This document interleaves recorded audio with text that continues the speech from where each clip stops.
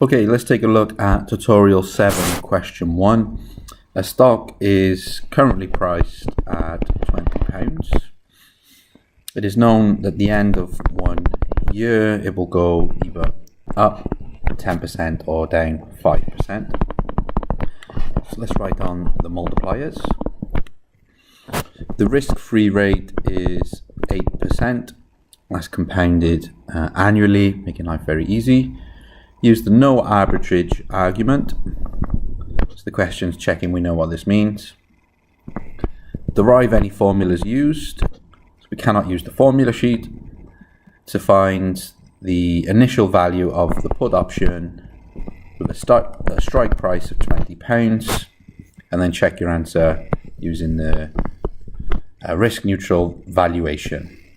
Okay, so it's not just computational, it's also highly theoretical. So let's get straight in and draw a picture, see what's going on. We have a stock that's priced at £20 at time t equals to 1. The price is either £22 if it goes up or £19 if it goes down. How about the option? So we have P0. This is what we're trying to find. This is the point of the question. Okay, we have a price of the put option in the event the stock goes up, and the price if the stock goes down. Okay, so what's the price of a put option? When does it make money? Well, a put is a right to sell. So if the market drops, you could sell for the lower rate in the market or the higher rate from the put. So the put makes money when the market drops, and the profit, the payoff is a better word, is the difference between the strike and the share price. If that is negative, then the answer is 0. We don't exercise. So in the case the stock goes up, we make no money. In the case it goes down 1, we make 1.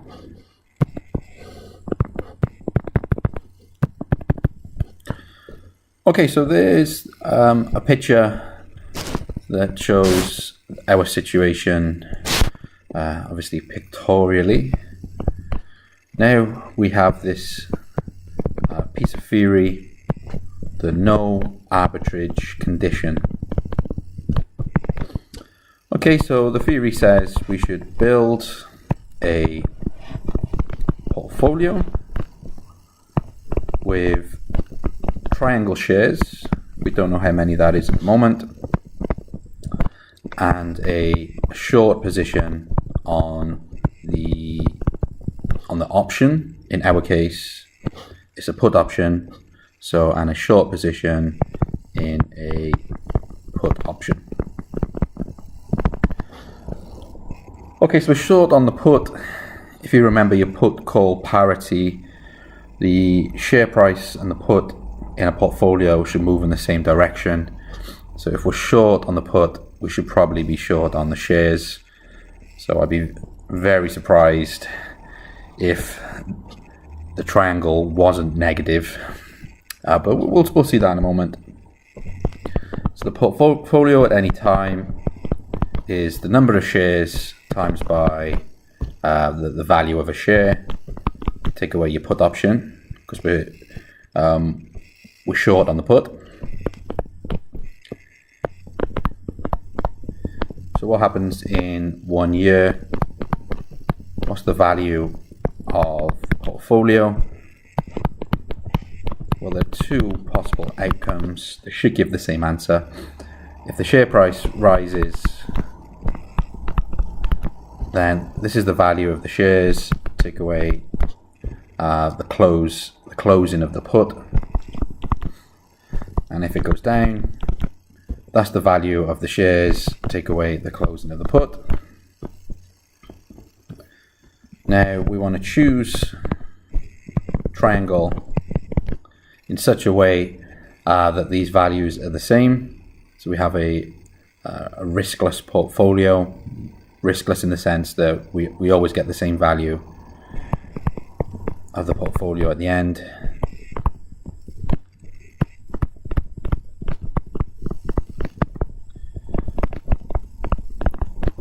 Well, this gives, okay, so simple rearrangement.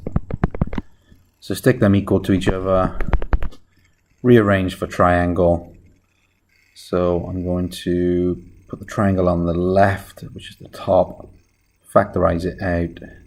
Okay, so just a bit of algebra, which is,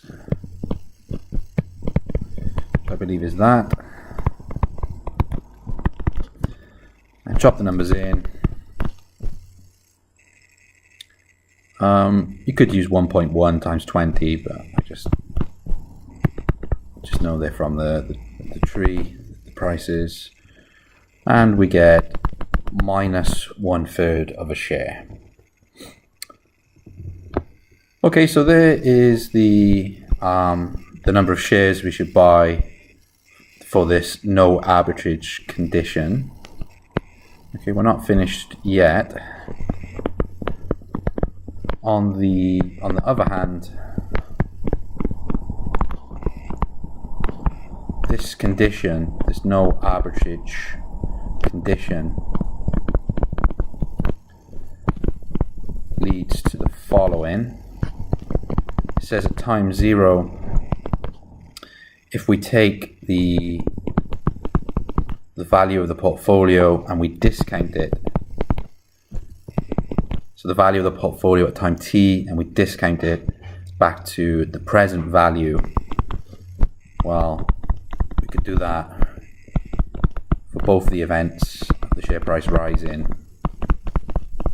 and the share price falling, get the same answer. And the discount rate we're going to use from 0 to t is just 1/1 plus r, because there's annual compounding, so we're just dividing out the interest.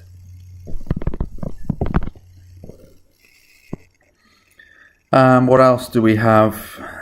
The portfolio at time 0, we can drop that in, but we know the portfolio at time 0 is the value of the shares, take away the put. So putting everything together, we have, how can I write this? The value of the put at time 0 is the difference between, okay, I just rearranged this equation, and I'm going to put this into this equation, any one of the last two qualities. We get, let me see,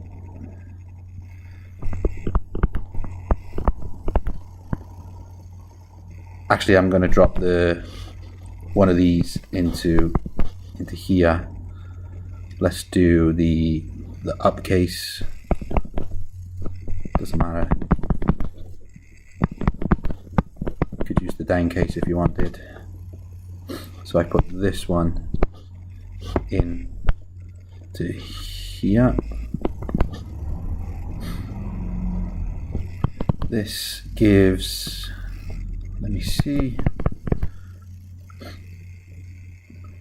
we have triangle S0 minus the discount rate of the up portfolio. Well, we know the value.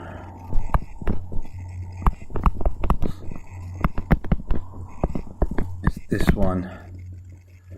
And now we have all the values, so we can substitute them in. So we have minus 1/3 of a share, £20 per share. We're discounting at 8%. the value of the portfolio in the event the share price rises. Take that from the tree.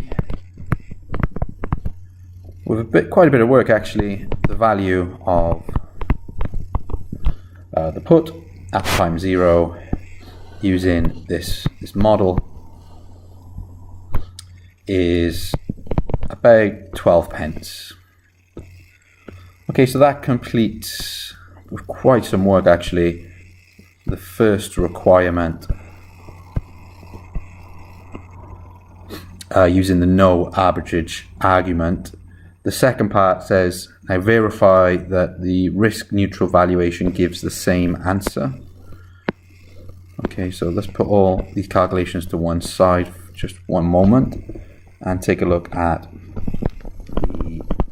the risk neutral probability. Okay, so the risk neutral probability, straight from the formula sheet, is the probability the share price is going to rise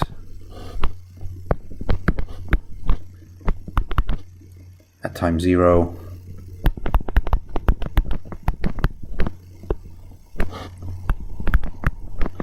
which is, let's check,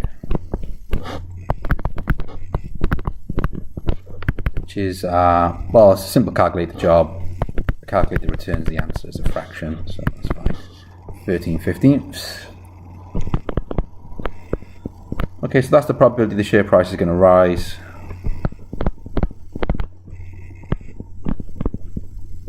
So the risk neutral probability gives, okay, so first is write the formula. We take the expectation of the values of the put and then we discount them to today. So we have 13/15 of a chance of it rising, and the value of the put if it rises is 0. 2/15 the share price drops, then the value if it drops is 1. Okay, and we expect this number to be about 12 pence. If we drop that into the calculator, we get about 12 pence. And I believe that completes the question. Yes, it does.